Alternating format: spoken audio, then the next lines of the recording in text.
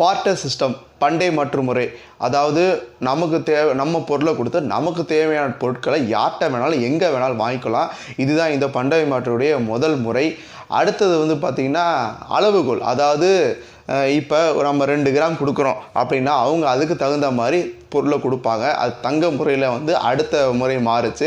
அதுக்கு அடுத்த முறை எப்படி வந்துச்சுன்னு பார்த்தீங்கன்னா நாணயங்கள், காயின்ஸை கொடுத்து வந்து பொருள் வாங்கிட்டு இருந்தாங்க. ஒரு 2 ரூபா கொடுத்து அவங்க தேவையான அரிசி பருப்பு அந்த மாதிரி சின்ன சின்ன பொருளாக வாங்கிக்கிட்டாங்க.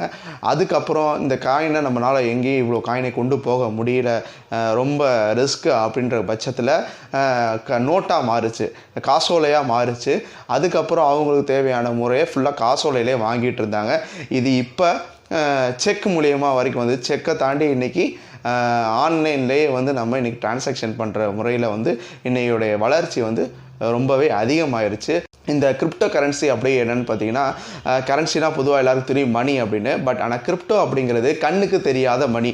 இது யாருனால ஆரம்பிக்கப்படுறது பார்த்தீங்கன்னா, ஒரு தனி நபரால் தான் இது வந்து ஆரம்பிக்கப்பட்டது. இந்த நபர் என்ன அப்படின்னு பார்த்தீங்கன்னா, அரசு சிஸ்டத்துக்குள்ளே வர இயலாதவங்க, அதாவது கவர்மெண்ட் சிஸ்டத்துக்குள்ளே வர இயலாதவங்க, நாம் அனுப்புகிற ஃபண்டுக்கு நாமே கமிஷன் கொடுக்கணும் அப்படின்னு நினைக்கிற சில பேர் மூலியமாக தான் இந்த கிரிப்டோ கரன்சி உருவாக்கப்பட்டது.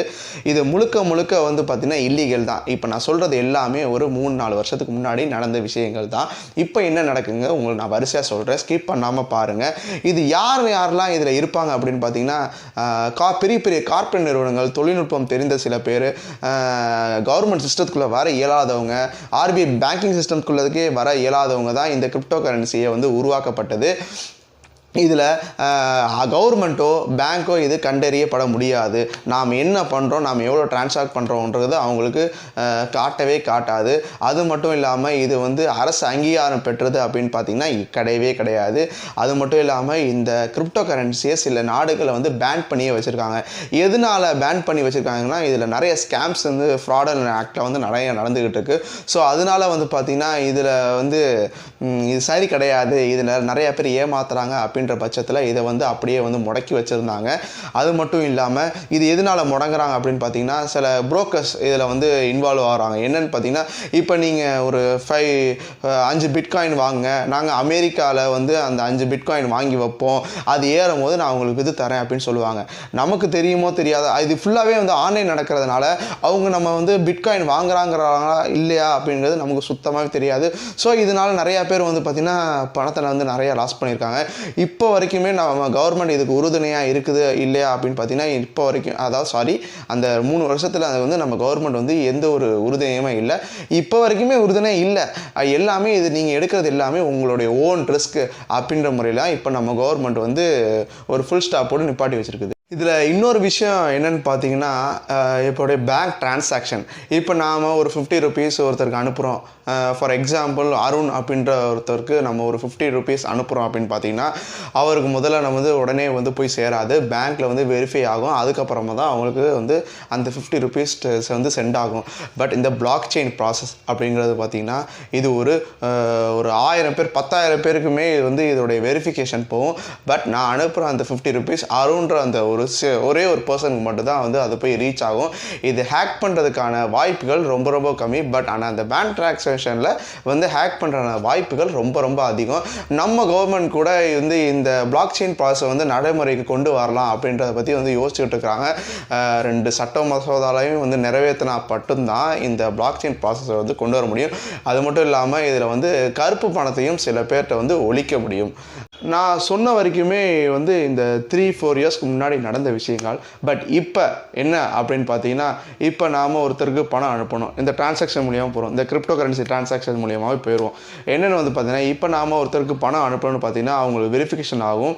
அது சில பல டைமிங் டிலே ஆகும். ஸோ அவங்களுக்கு அனுப்புறதில் சில பல டைம் வந்து ரொம்ப அதிகமாக இருக்கும். ஸோ அதனால் வந்து ரொம்ப லேட் ஆகும் டிரான்சாக்ஷன் தான். பட் கிரிப்டோ கரன்சி, அதாவது கிரிப்டோ கரன்சி பிட்காயின்ஸ் இருந்துச்சு அப்படின்னு பார்த்தீங்கன்னா, இப்போ நம்மள்கிட்ட பிட்காயின் வாலெட் மூலியமாகவே நாம் வந்து ஒருத்தருக்கு பணம் செட் பண்ணலாம். விதின் ஒரு 2 or 3 மினிட்ஸ்க்குள்ளே வந்து அவங்களுக்கு சென்ட் பண்ணலாம். பட் இதில் என்னென்னு வந்து பார்த்திங்கன்னா, எவ்வளோ வேணாலும் நம்ம பணம் சென்ட் பண்ணலாம், இவ்வளோ தான் அவ்வளோதான் அங்கே ரெஸ்ட்ரிக்ஷன் கிடையாது, இதுக்கு வந்து நம்ம வரி கட்ட தேவையே கிடையாது. ஸோ அதனால கூட சில பேர் வந்து இந்த பிட்காயின்ஸை வந்து யூஸ் பண்ணுறதுல ரொம்பவே வந்து மும்முரமாக வந்து போய்கிட்டு இருக்குது. அது மட்டும் இல்லாமல் இப்போ ஃபாரினர்ஸில், அதாவது இப்போ அமெரிக்காவில் டெஸ்லா அப்படின்ற ஒரு கார் கம்பெனி என்ன பண்ணியிருக்காங்கன்னு பார்த்தீங்கன்னா, அவங்க நிறையா வந்து இன்வெஸ்ட் பண்ணியிருக்காங்க இந்த பிட்காயின்ஸில். இது வந்து இன்னும் கொஞ்சம் நாளில் இது வந்து ஒரு பெரிய வளர்ச்சியை வந்து தொடும் அப்படின்னு வந்து அவங்க ஒரு நியூஸில் வந்து ரிலீஸ் பண்ணியிருக்காங்க. ஸோ அது மட்டும் இல்லாமல் அந்த காரை வந்து நம்ம பிட்காயின் மூலியமாக கூட அந்த காரை நம்ம வாங்கிக்கலாம். அது மட்டும் இல்லாமல் இப்போ ஃபுட்ஸில் வந்து இப்போ நம்ம ஊர்லலாம் வந்து ஷாப்ஸ்லாம் வந்து இப்போ தான் அந்த நடைமுறைக்கு வந்திருக்குது. நெட் பேங்கிங் மூலியமாக வந்து சாப்பிட்டு நம்ம நெட்டில் ட்ரான்ஸ்ஃபர் பண்ணிட்டு போகிற முறையே வந்து நம்ம ஊருக்கு இப்போ தான் வந்திருக்கு. பட் இப்போவே அந்த ஃபாரினர்ஸில் என்ன வந்து பார்த்துருக்கீங்கன்னா, பிட்காயின் மூலியமாக வந்து அங்கே சாப்பிடலாம், காஃபி ஷாப் எங்கே வேணாலும் போய் என்ன வேணாலும் வாங்கி சாப்பிட்டுக்கலாம், அங்கே பிட்காயின் வந்து அக்செப்டட் ஹர் அப்படின்னு வந்து போட்டே வச்சுருக்காங்க. ஸோ அந்த ஊரில் இப்போ பிட்காயினோட வளர்ச்சி ரொம்ப ரொம்ப அதிகமாகவே இருக்குது. அங்கே இப்போ வந்து யூஸ்ஃபுல்லாக போயிட்டு இருக்குது அப்படின்றது நடைமுறையிலே வந்துருச்சு அப்படின்றதே நாம் அனுபவிக்கலாம். நம்ம ஊரில் வந்து இப்போ தான் நெட் பேங்கிங்கே வந்து வளர்ந்துட்டு இருக்குது. நம்ம ஊரில் கொண்டு வரலாம், அதுக்கான இது இருக்குது. பட் வந்து நம்ம ஊரில் இப்போ பிட்காயின் வந்து லீகலாக இருக்கே தவிர இப்போ நம்ம அந்த பிட்காயினை வச்சு எதையும் வாங்கலாமோ விற்கலாமோ அப்படின்றது வந்து நடக்கவே முடியாத சாத்தியம். நம்ம ஊர் கம்பெனி இன்ஃபோசிஸ் கம்பெனியில் வந்து கோஃபவுண்டர் நந்தன் என்ன சொல்லியிருக்காரு பார்த்தீங்கன்னா, இது வந்து ஒரு அசட்டாக பாருங்கள், இது ஒரு சொத்து மதிப்பாக பாருங்கள்.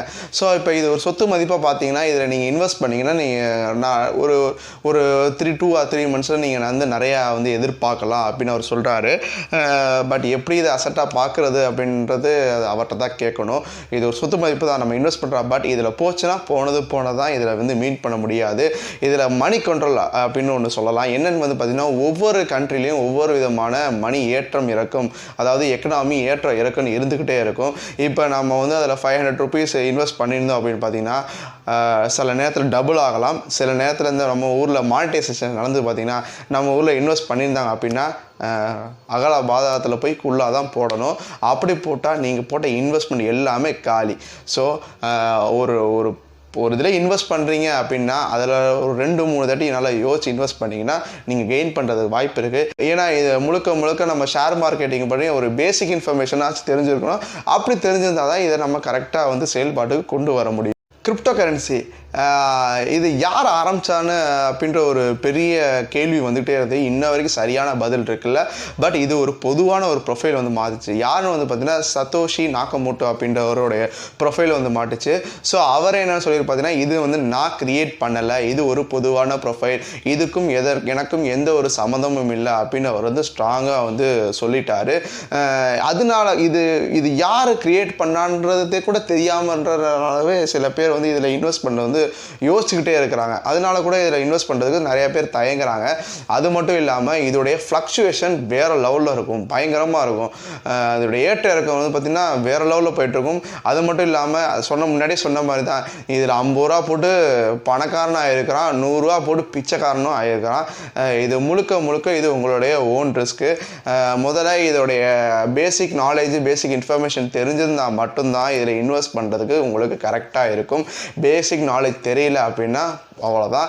அது மட்டும் இல்லாமல் நீங்கள் வந்து இதில் போட்டு பணக்காரன் ஆகலாம், ஒரே நாளில் பணக்காரன்லாம் ஆக முடியாது.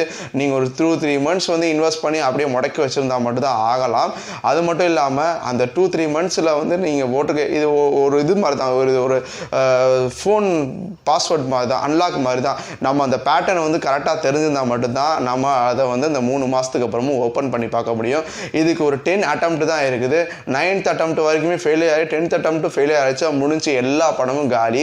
ஸோ இது முழுக்க ஓன் ரிஸ்க் தான். இது எப்போவுமே ஒரு ஆண்ட்ராய்டு மொபைல் மாதிரி தான் இந்த கிரிப்டோ கரன்சியை பொறுத்த வரைக்கும். நாம் மெசேஜை ஸ்டோர் பண்ணி வைக்கிற வரைக்கும் தான் இந்த பணத்துக்கு மரியாதை. மெசேஜ் எல்லாமே நம்ம ஸ்டோர் பண்ணி வச்சுருக்க பாஸ்வேர்டு போச்சு அப்படின்னு பார்த்தீங்கன்னா இது முழுக்கவே எல்லாமே காலி தான். இதில் போட்ட பணத்தை நாம் எங்கேயுமே மீட் எடுக்க முடியாது, ரொம்ப கஷ்டம். பிட்காயினோட ரேட் ஒரு 10 years முன்னாடி ஒரு 30 ரூபாய்க்கும் 40 ரூபாய்க்கு இருந்த காயின் நான் 2018 கேள்விப்படும் போது 16,000 ரூபா, 18,000 ரூபா, 24,000 வரைக்கும் இருந்துச்சு. பட் இப்போ 2021 இன்னையோட ரேட் வந்து பார்த்தீங்கன்னா 30 லட்சம் 40 லட்சங்கிறாங்க போன வாரம் வரைக்கும். நான் யோசிச்சு பார்த்துருந்தா நான் இன்ஜினியரிங்கில் போட்ட காஸ்ட்டில் பிட்காயினில் போட்டிருந்தா கூட நிறைய சம்பாரிச்சிருப்பேனோ என்னமோ. எல்லாம் ஒரு டைம் தானே, நமக்கு அதுக்கான வாய்ப்புகள் ரொம்ப ரொம்ப கம்மியாக போச்சு. 10 வருஷத்துக்கு முன்னாடி தெரிஞ்சிருந்தால் நாமளும் ஒரு இன்வெஸ்ட்மெண்ட் ஆகிருக்கலாம். அதுக்கு பேசிக் நாலேஜ் தெரிஞ்சிருந்தால் நம்ம ஒரு இன்வெஸ்ட்மெண்ட் ஆகலாம். ஸோ அது மட்டும் இல்லாமல் இதில் நீங்கள் பிட்காயினில் மட்டும்தான் வந்து இதை நீங்கள் சம்பாதிக்கலாம் அப்படின்னு சொன்னால் அது கிடையாது. நிறையா இருக்குது.